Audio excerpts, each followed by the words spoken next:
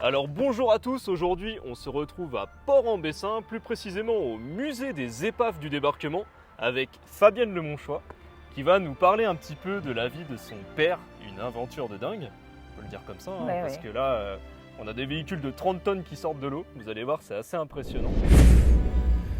Mais avant de commencer, retrouvez les chars du débarquement de Normandie 80 ans après sur World of Tanks. World of Tanks est un jeu en ligne qui est gratuit, qui vous permet de jouer entre amis avec tous les chars du XXe siècle. C'est vraiment exceptionnel et il faut savoir que World of Tanks est un vrai partenaire de Military Machine. Allez, on retourne à la vidéo.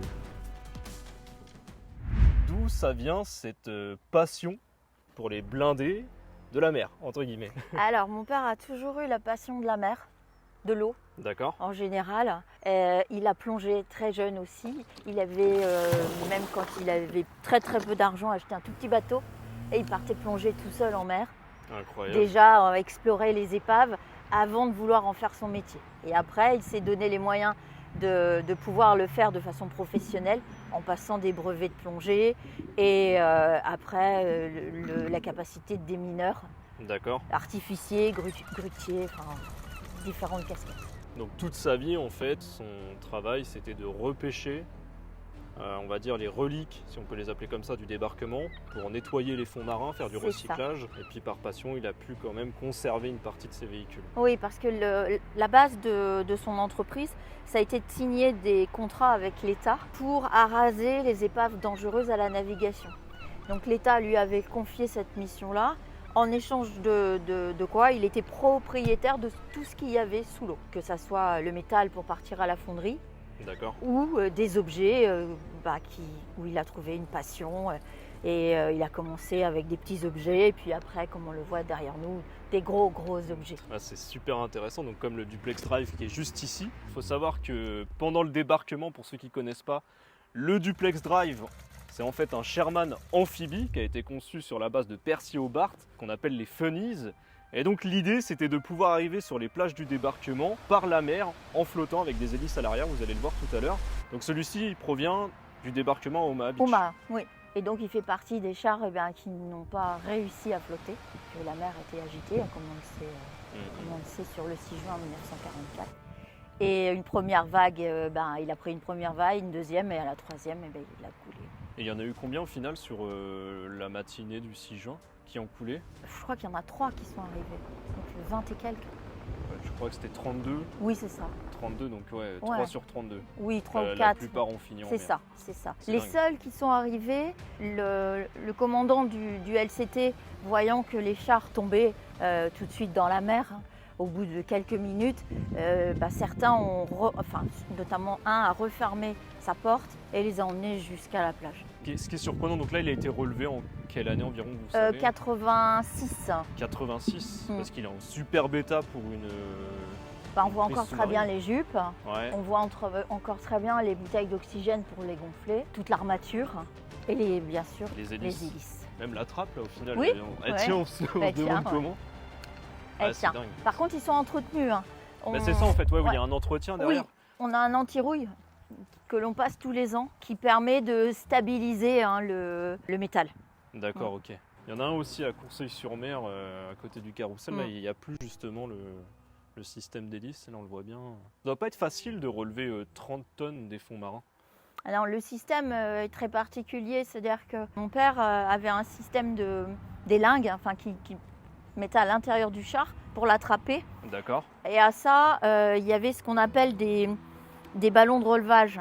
D'accord. Donc selon le nombre de kilos ou de tonnes, là, dans ce cas-là, que vous voulez relever, il y a la grandeur du ballon de relevage et le nombre.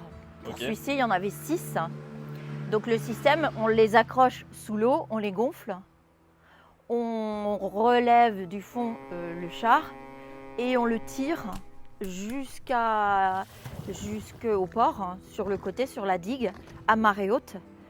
Quand la marée descend, il se pose tout doucement sur le sable. Et après, arrive une grue et un porte-char pour l'emmener jusqu'ici. Incroyable. Voilà. Incroyable, c'est dingue. Imaginez que c'est quand même une pièce emblématique du débarquement, qui a au final même pas vu le débarquement. Et elle est là devant nous. C'est aussi ça qui est intéressant, c'est qu'aujourd'hui, comme à la période du 6 juin, on en parlait tout à l'heure, on voit énormément de véhicules. Il y a des milliers de véhicules qui viennent chaque année pour les commémorations, mais on ne sait pas vraiment s'ils ont fait le D-Day. Il y en a beaucoup qui l'ont Alors pas que fait, là, effectivement. voilà, là on n'a aucun doute. Là c'est vraiment une pièce du 6 juin, c'est emblématique, magnifique. Donc là on se situe devant un Stuart M3 au vu du canon. Pareil, qui n'est pas en si mauvais état, parce que c'est Non. pas le même blindage qu'un Sherman. C'est un tout petit char, parce que, entre guillemets, puisque 16 tonnes, hein, ça faisait partie des plus petits. C'est petit, 16 tonnes. Oui, pour un char, oui. Pour un char, C'est oui. petit, ouais.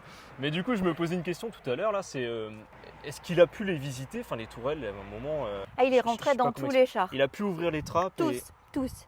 Parce qu'il avait... sa volonté, c'était de remonter aucun char s'il y avait des restes humains. Des dépouilles. Voilà, pas de dépouilles.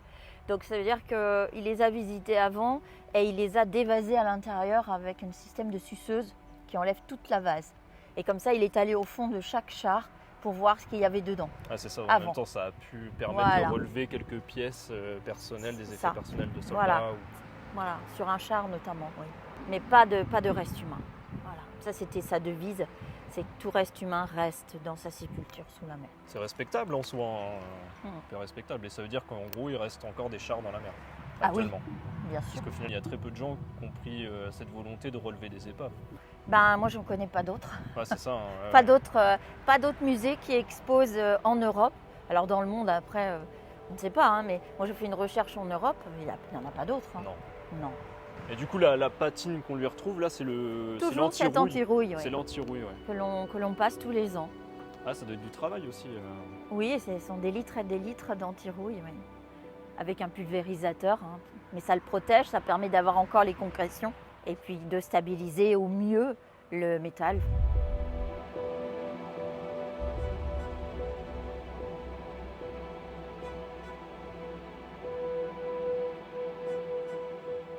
Donc maintenant, on se retrouve devant un M7 Priest avec son obusier. Pareil, une grosse proportion. Là, à sortir de l'eau, ça doit pas être facile. Donc toujours la même technique que les autres, bien sûr. Et donc là, vous avez l'histoire en même temps d'un des soldats qui était à l'intérieur. Donc la découverte de mon père, ça a été de trouver sous le siège du conducteur du char une mallette. Une pochette en cuir. Une pochette en cuir avec des effets personnels, des papiers, des correspondances et la liste aussi du régiment avec son nom et puis les autres qui étaient avec lui dans le char, puisqu'ils étaient 5 dans le char. Ok. Et la lecture en était facile, on voyait très très bien encore son nom, son matricule.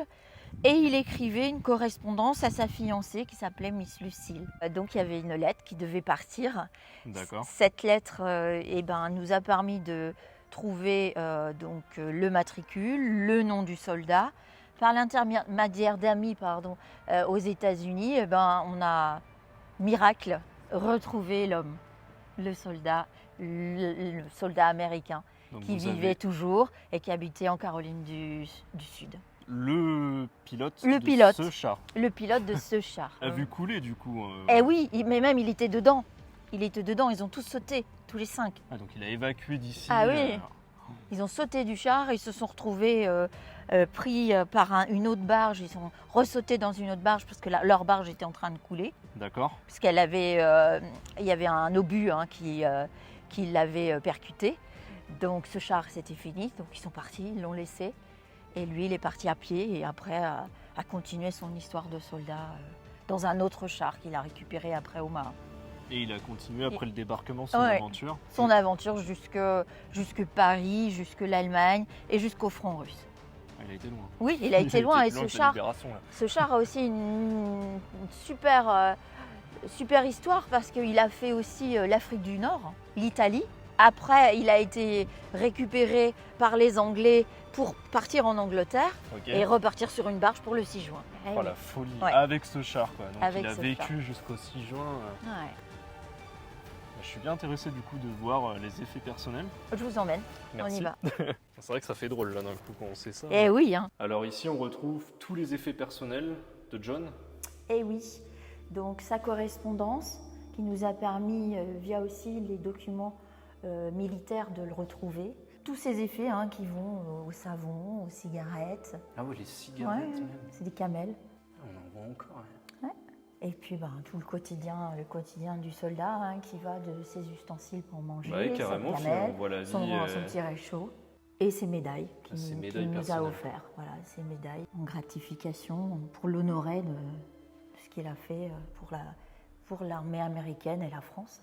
Tout ça, c'était dans le char. Tout ça, Sauf c'était les dans le char. médailles, tout le Sauf reste, les c'était médailles, ouais, sauf les médailles. Et quand vous voyez le papier, Bah on oui, voit encore il est- très très il est bien. magnifique là. On voit très bien. Ça s'est conservé, c'était dans la vase. Et la vase a complètement conservé la qualité même de l'écriture. Ouais, et puis sûrement le cuir a permis Ouais. de bien compresser les papiers. Mm. Et à côté, c'est quoi ici? C'est un. Là, c'est une veste. D'accord. Donc, vous voyez, c'est l'imperméable. C'est son imperméable personnel. Ça, c'est énorme, regarde. Ouais, Il y a encore le Nelson du coup Eh qui ouais. apparaît. ouais, c'est le tableau arrière du destroyer. Et c'est un La destroyer folie. US. Et donc pour finir, Fabienne, on se retrouve devant un Sherman Dozer, donc avec son bel élément à l'avant, Ouais, qui est encore présent aussi, un peu endommagé, mais ouais, mais on De le l'usure, voit, au final. bien. On le voit bien, ouais. pareil, d'Omaha Beach. Pareil, Ah, ils Pareil. sont tous d'Omaha Beach. tous.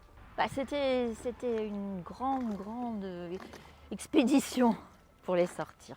Et à chaque fois, et il y en a même un, c'est celui-ci. Ouais. L'arrimage avait été est un peu parti, il est retombé au fond. A fallu retourner au fond, remettre les câbles. plusieurs fois, ouais. ouais, Oh, c'est ça. incroyable. En tout cas, merci beaucoup Fabienne pour cet accueil. Je vous invite à venir voir en totalité ce musée, parce que forcément on ne vous a pas tout montré. Aussi parce que, comme on le disait tout à l'heure, je crois que c'est bien une des seules fois dans votre vie que vous pourriez voir des épaves qui ont été repêchées, surtout des véhicules du débarquement. C'est très très rare. Et puis l'histoire aussi, forcément, l'histoire derrière est dingue. Et pour vous dire, je viens ici depuis que je suis gamin, donc c'est assez incroyable. Donc merci Fabienne et puis à bientôt. Voilà, puis je vous attends alors. Avec grand plaisir. Ciao.